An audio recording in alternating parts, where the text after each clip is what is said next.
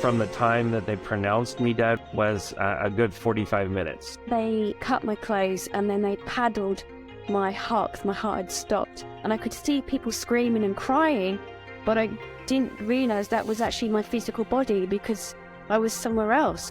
The only thing that I could feel, if you could imagine, absolute love and peace. There wasn't anything else to be felt. I was greeted by people I'd known in the past. I'm back home again. Incredibly safe and felt at home. We have with us today Alysa Rushton, all the way from beautiful Hawaii. How are you this morning? Oh, I'm so great. Eric, thank you so much for having me. I'm super excited about being on the show today. Well, I've visited your part of the world many times, and I'm just thinking this time of year, you're going to have the whales showing up soon, aren't you? They're here now. We've sighted them already. And, everything changes here when the whales are in town. So it's a super exciting time. I love it. I love visiting Maui at that time of year too. And we are so far off topic for a second, but I've got to share something. And that is, if you haven't done this before, if you are around the whales and you're at a beach that's fairly quiet, in other words, there's not big waves pounding and stuff. If you go underwater, hold your breath, be very quiet, you're nodding your head, what happens? Oh, the most beautiful magic you can imagine. You can just hear the whales and just engage in their sound frequency, which we're going to get into today because sound frequency is so healing and the whales have such a potent sound frequency that penetrates deep into the body and the cellular structure. So yeah, it's just absolutely magical to hear them sing. I don't know the science behind it, but it makes me feel good. That's all I know. Yeah. Well, we can geek out on the science later if you'd like. We'll see. All right. Hey, 1 minute. Tell us a little bit about you. Then we're going to jump into your NDE. Okay. So, hey, you guys, I'm so glad to be here with you today. I'm Alysa Rushton, and I live here in Hawaii. As you know, after my near-death experience, I actually got downloaded with all of these healing codes and modalities. And so I created an academy where I teach and certify people on the energy healing that I do now and have done. And so, yeah, but I get to live this beautiful life, traveling, speaking, teaching on how to really awaken to your best life here while you're here on Earth, on the planet. I really do believe that we're here for heaven on Earth. So it's my intention today as we hang out together that you'll get downloaded with some really awesome codes and frequencies that you can really tap into to live your best, most joyful life. Sounds perfect. And we'll put in the show notes how people can reach you if they would like to, and to find out more about all the things that you do. And you right now, looking at you, you look healthy and happy and mature. But if we go back a few years, you weren't in such a good place. Tell me what was going on with your life. Yeah, my life was absolutely in a ditch. I was working a corporate job. I was in the gray cubicle of death. You guys might even be listening to this right now in the gray cubicle of death at corporate America. And I was just eating junk food, smoking 2 packs a day, and drinking a nice bottle of Cabernet and not dealing with any of my problems. I had some traumas that in my past that I really never dealt with. And how I dealt with them is just overworking, over drinking, over. And I hit this point in corporate America where I was progressing up the corporate ladder and it just got so stressful for me. And my body really started to rebel. And I had been sort of on the verge of unhealthy for a while with symptoms, but the symptoms really started to crop up. And then I got bronchitis, and then I got pneumonia, and then I got mono. And all of a sudden I found myself in a state where I couldn't function and I had to take a leave of absence from that corporate job. And I started going to doctors, like, what's wrong with me? Can we figure out what's happening? And I started getting diagnoses, and I got a pretty big diagnosis right off the bat, MS, which is a diagnosis nobody wants that, especially at 27. That was big. and I was in so much pain. My joints were painful. And so very early on, the medication started getting put my way, and doctors were like, well, you've got this symptom, take this drug, and you have this pain, take this pain pill. And it started to snowball on me. And pretty soon I wound up 120 pounds heavier on end of life pain management, on 28 different medications. I had a PICC line in my arm delivering chemotherapy style drugs into my body to kill all the things that were in my body. I got other diagnoses like rheumatoid arthritis, Lyme disease, all of these things, these bacterial and viral infections. And the goal was kill it all. But at the end of the day, we were trying to also kill everything that was in my body. And so, yeah, I was in a really bad place. I had to leave my corporate job. I used a walker to get around. I mean, I wore diapers. It was really, really bad. And if you saw pictures of me, I mean, those were after my near-death experience, because my husband, I was married at the time, and my husband felt so sorry for me. And I was in such a bad state that he literally said, like, I couldn't take pictures of you because it was just too sad. 27 years old. That's just crazy. You had all these pain meds. What happened? How did the NDE come to be? Well, as you can imagine, on end of life pain management, so you got to think fentanyl, morphine, all of this huge chemical cocktail, Benadryl, Ativan, Xanax. It was a wonder. I mean, honestly, it was a wonder I didn't die every day. In fact, my husband would tell you I rode the line between life and death many days because it was so much medication, including all the other prescription drugs and the chemotherapy in, IVs. And so I was kind of always riding that line. And one day it was just too much. And I had extra pain medication that day. And I woke up at night, didn't feel well, went to the bathroom and sat on the toilet. And that's the last conscious memory I have. So do you feel like you actually died or just passed out? Oh, yeah, I actually died. I got to, when my husband found me, I was, the only thing that kept me on the toilet was there was a wall right there. So I was slumped on the wall. Okay. But he found me not breathing, lips blue, nails blue. Wow. Not a good temperature.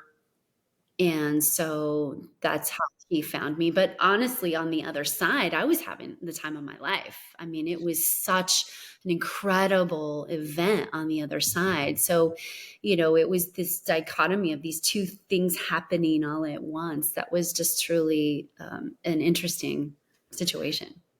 So can you take us a little bit sort of a step by step? Because as you know, every experience is different for every person. And some people have an experience of actually leaving their body, looking down, seeing their body. Some even go through a tunnel. Some don't. Some hit a void. Some do other things. What was yours like right off the bat?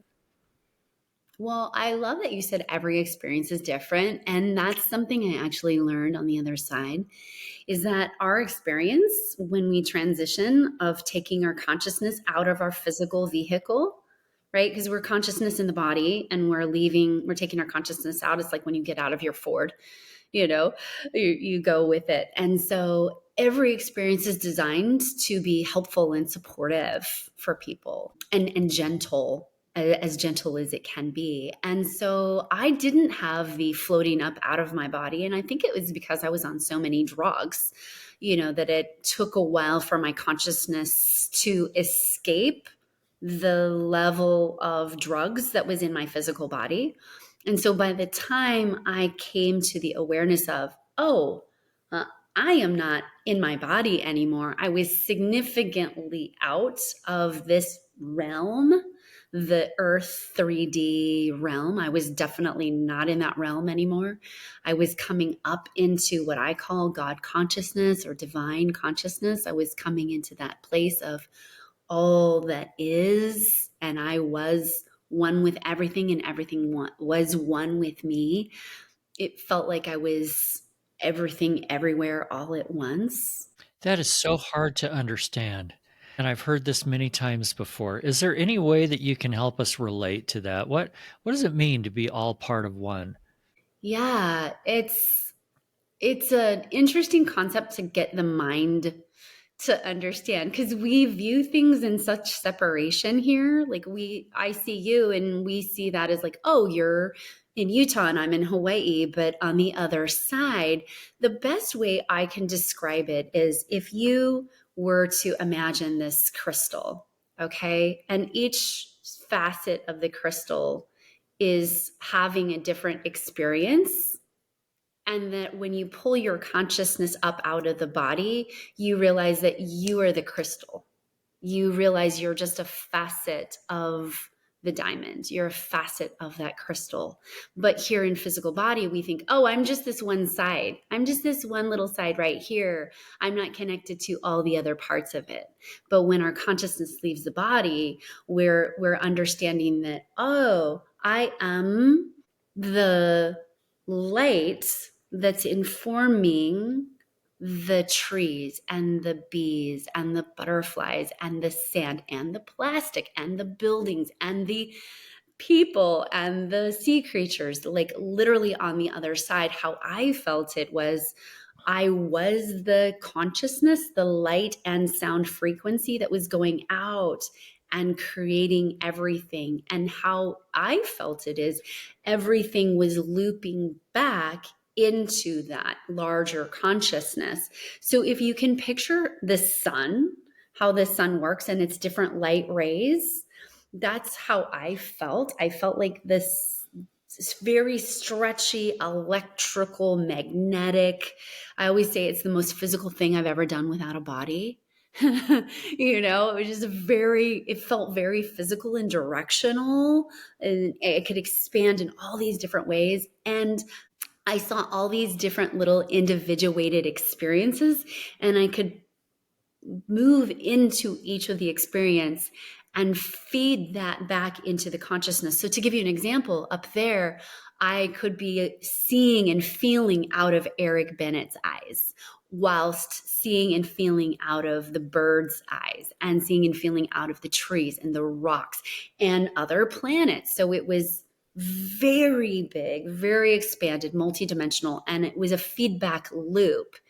And I think that's what people kind of don't get down here on planet Earth, is that it's not just one directional. We're feeding back our experience into a bigger consciousness. When we become part of everything or all these other things, do we lose some of our own personal identity? I sure did. Is that a good thing or a bad thing? I think that would scare some people. I don't know if it's good or bad. On the other side, you don't really see that polarity. You don't live in good or bad. It's a wonderful feeling to be. It's like saying, oh, I'm going to meet up with my family. Is that a good or bad thing? You know, you're meeting up with more parts of yourself that you didn't know was yourself. So I always think when we're expanding our consciousness, that's an incredible gift. So what happens on the other side is for most of us, we get so identified with our physical body and we think, I am Alyssa, and that's all that I am.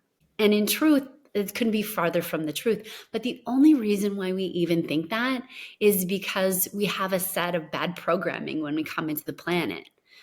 Some cultures actually tell you right from the get-go, like you're this cosmic being, you're connected with all things.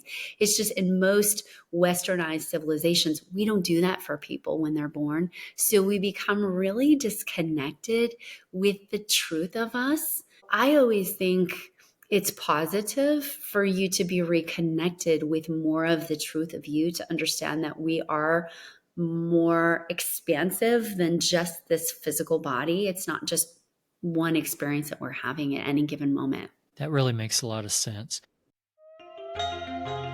Hey, everybody, very quick break here. Just wanted to mention something at this time of year, and that is that Will and I, we work hard on this thing.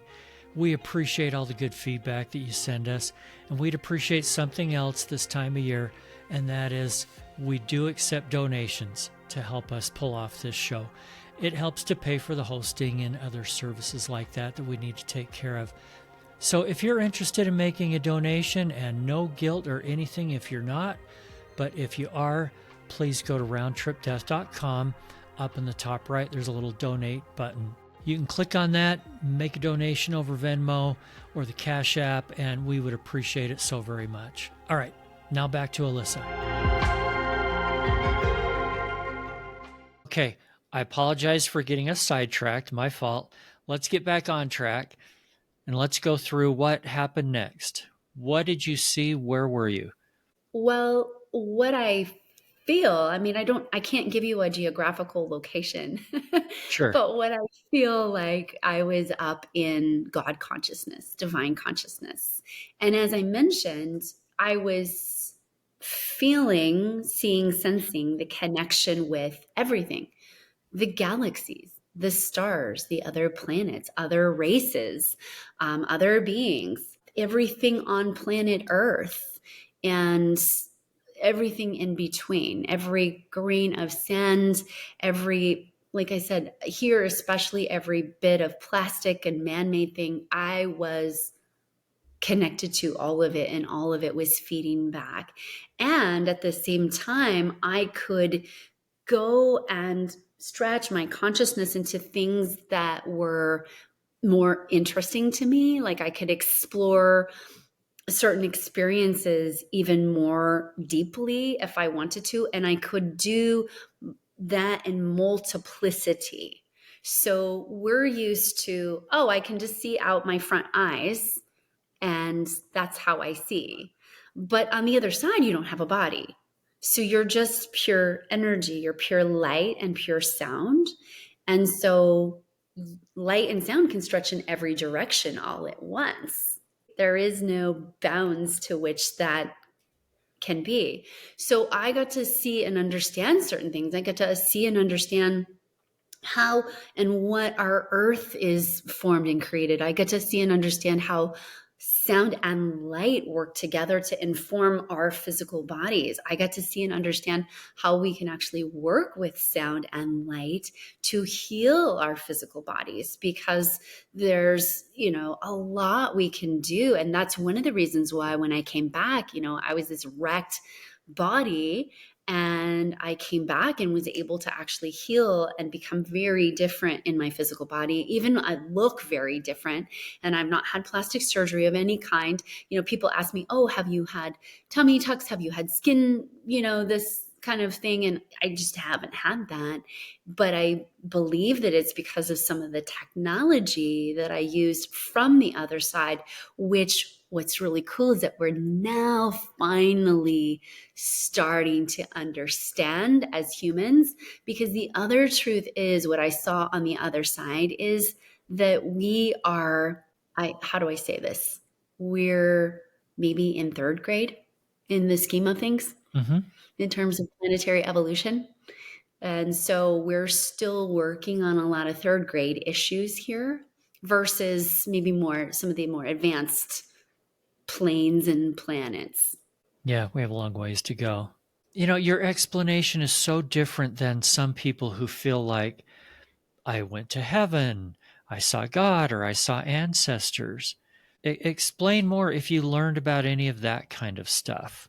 Does this all sound so surreal? I'm just trying to visualize it. I think that what I feel with near-death experiences is you have an experience that goes for your belief. I, at the time, didn't have a belief that I was going to go and see God. I actually went into the experience of being one with God. We could talk about semantics, but I felt very much that I was one with God and one with all that is, versus seeing heaven and the pearly gates, which I don't necessarily believe in. It's one of those things where I think what we experience on the other side is informed by our consciousness, because we do take our consciousness with us. Because your consciousness is in your body, just because your consciousness leaves your body behind, you're taking on the other side your consciousness with you. So if you have a belief that you're going to go up to see heaven and the pearly gates, that consciousness is going out of the body and you're taking that with you. So it's going to inform part of your experience. And I was going to be asking in a minute, why do you think these experiences are all different? You just pretty much answered that for me. But one of the other things that I wanted to bring up is I personally believe one of the reasons that they are all different is because we all have something to learn from them. Anybody that's had an experience, they personally, individually needed some kind of a takeaway from it that is different than you or me or somebody else. And we're going to finish up the experience in a minute, but bottom line, what did Alysa learn? Well, I learned several things out of the experience. First and foremost, I learned that I believe we are all God in physical form. We are all expressions of God in a physical body. And unfortunately, we didn't come in believing that. And so we tend to not treat each other as such. We tend to treat each other as, that one's an evil one and that one's a good one, versus no, we're all here learning lessons. We're all here, working our kinks out. So I learned that. I learned how to work with light and sound frequencies to heal the body, because the body, our vehicle, our flesh suits, is an incredible machine, and it's actually designed to self-heal. And so I learned how to work with these technologies to get the body to self-heal. And I learned what we need to stop doing that blocks self-healing. So what specifically happened to help you learn all this? Did you feel like it was a big download of information, almost like a computer? Or was there someone that said, Alysa, I'm going to teach you A, B, and then C? How did it happen?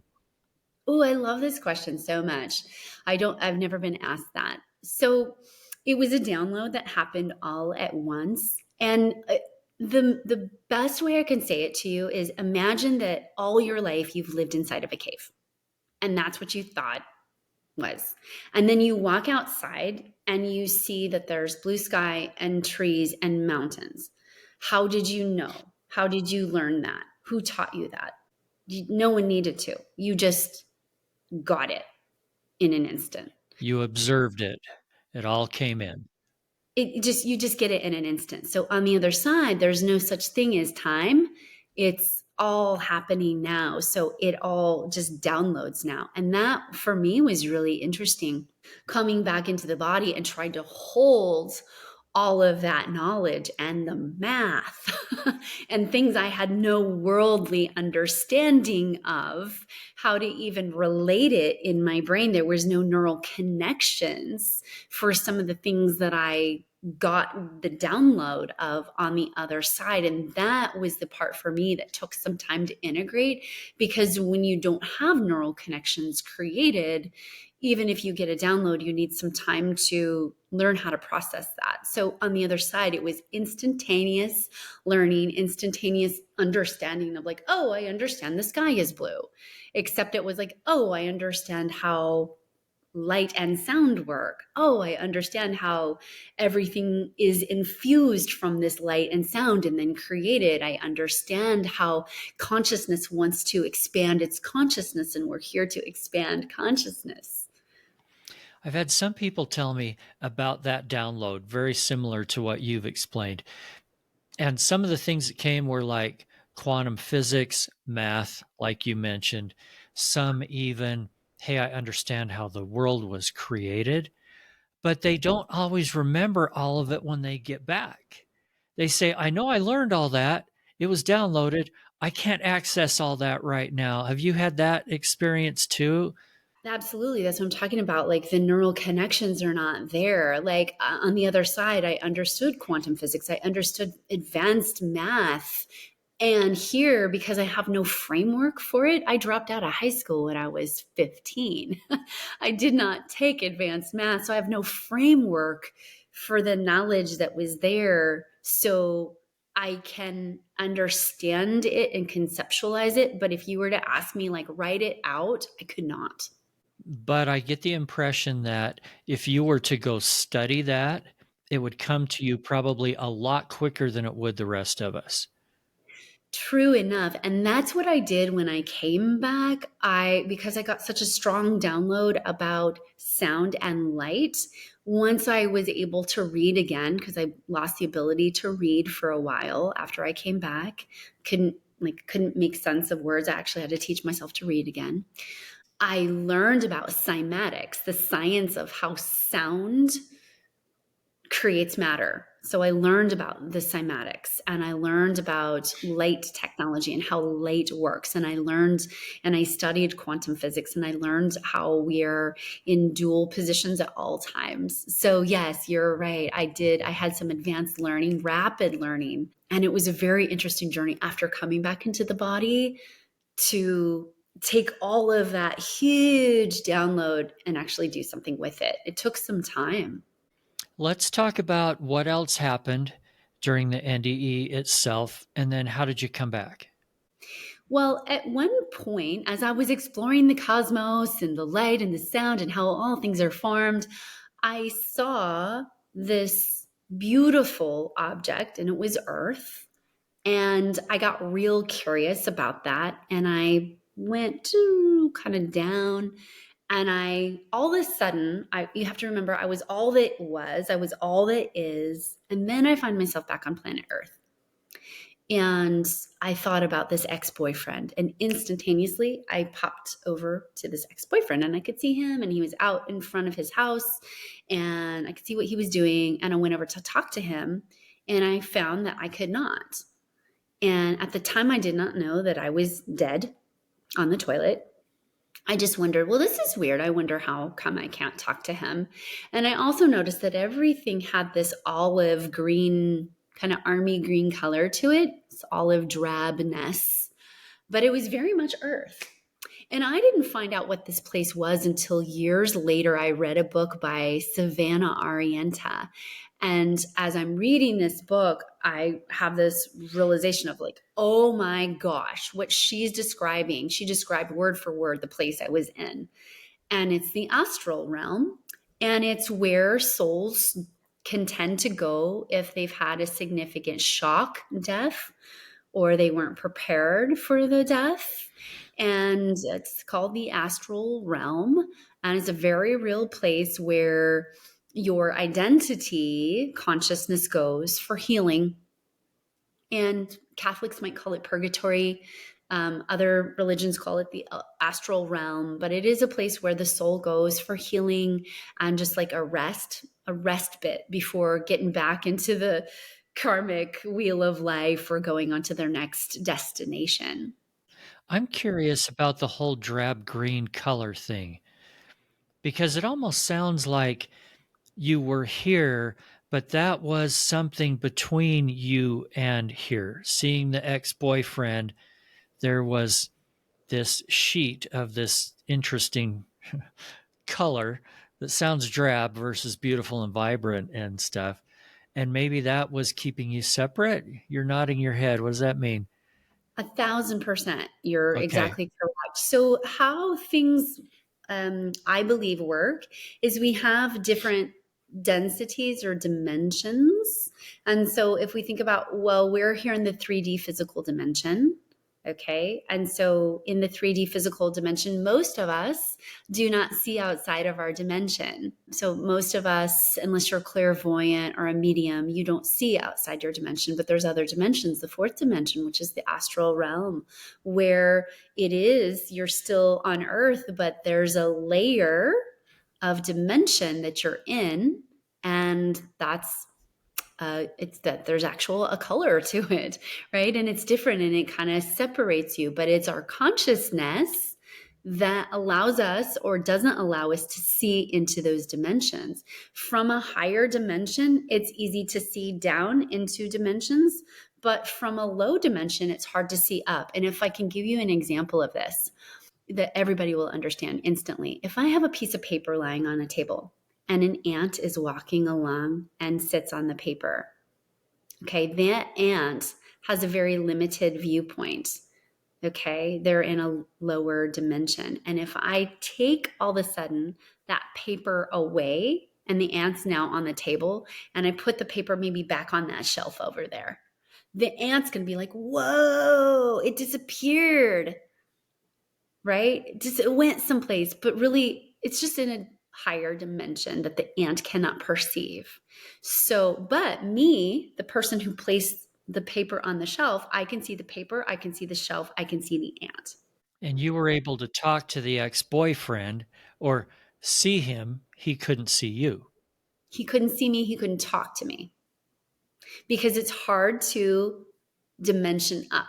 It's easy to dimension down to a point, but it's also, as you move up in consciousness, right? There's the 5th dimension and 6th and 7th, and there's other beings and angels and all of these other beautiful beings that they can see down into our dimension, but also at some point it's uncomfortable for them to interact with us, because it's just like going into the ocean. If you or I were to dive into the ocean, there's a limit to which we can feel the density before it becomes painful for our physical vehicle. So this same thing for higher dimensional beings that want to interact with us, we have to actually boost our frequency up, and they have to kind of come down and we can meet. But it's very hard for most human beings on earth to interact with higher dimensions because they don't know how to raise their consciousness. Does this make sense? Yeah. And the people on a higher consciousness are uncomfortable lowering themselves.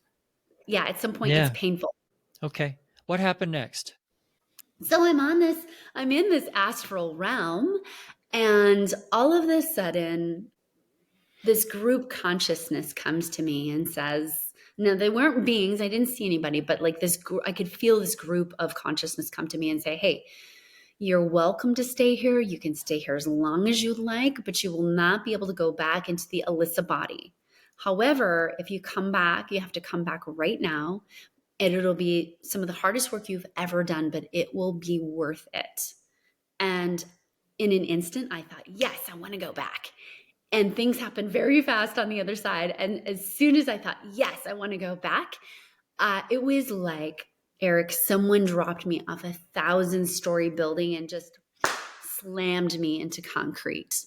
And I remember like, just hitting into my body and gasping for air. The EMTs had already put that first dose of Narcan in me because I was having a drug overdose. I think what's important to remember about being a human is that it is dense down here, and we have these bodies that come pre-programmed with software that's filled with trauma. And it's kind of like I drive this Ford, okay? And my Ford came with software. And the software's a little glitchy at times. Sometimes my sensors go off and it starts dinging at me and there's nothing around. Sometimes it'll say like something coming at you from the left and there's nothing around me. There's no anything happening. And I feel like that's how being in the human body is. Our consciousness came into these vehicles, but the vehicles have a little glitchy programming. I don't know. It was the Ford people. I'm just being silly, but we do. And we come into these bodies that hold DNA. And our DNA is actually imprinted with our epigenetic programs from our parents' parents, their parents' parents. And scientifically, we've proven that it goes 7 generations back. However, what I saw on the other side is it goes all the way back. And it also goes into your other soul's lifetimes, because you just haven't had just this one lifetime. You've had multiple lifetimes. And so that's imprinted in your DNA. And then your DNA acts like a movie projector. And so it informs the world around you. It is actually informing the movie screen of your life. And, unfortunately, some of this programming, maybe it's lack, maybe it's I don't have self-love, maybe it's, I can never get the love from the people in my life, or loneliness, or whatever it is. What I saw on the other side is that we have a unique ability to actually reprogram the supercomputer of our body. And I think that's the most important, hopeful, empowering thing, because I don't know about you, but I lived my life from a place of victimhood. This is happening to me. That's happening to me. These people are doing this to me. And I didn't realize that I could have a drastically different experience. I didn't realize I could heal my body. I didn't realize I could heal my relationships. And ultimately, when I came back, it was another key that I learned from the other side, that we will not heal until we learn to take responsibility for what's going on in our life. And it's such a huge key. And as somebody who went through a ton of trauma, I was kidnapped at 21 in corporate, and my life was threatened, which I think led to a lot of my illness. I had to do a lot of work to not beat myself up and, victim shame myself, but to say, okay, this trauma happened to me. I can take responsibility for cleaning this up and doing forgiveness work and doing the work of opening my heart. And it's when we do that really deep work of taking responsibility for our life, then things can really open and change. Profound stuff. Thank you. We have a lot more to cover with Alysa, so we're going to split this episode into 2 parts. Please join us again later this week as I ask Alysa just what she meant by being slammed back into her body. We also discuss how she healed, proof of her NDE, guardian angels, and much, much more. I hope you'll join us then. But for now, if you haven't already hit that follow or subscribe button, now's the time to do it. And if you want to help us to continue to put out this kind of quality content, head on over to roundtripdeath.com, look for that itty-bitty donate button in the upper right-hand corner, and while you're there, go ahead and sign up for that email newsletter to be the first to know when part 2 of this episode and all other new episodes go live. Until then, I wish you every good thing that you're looking for in this life and the next.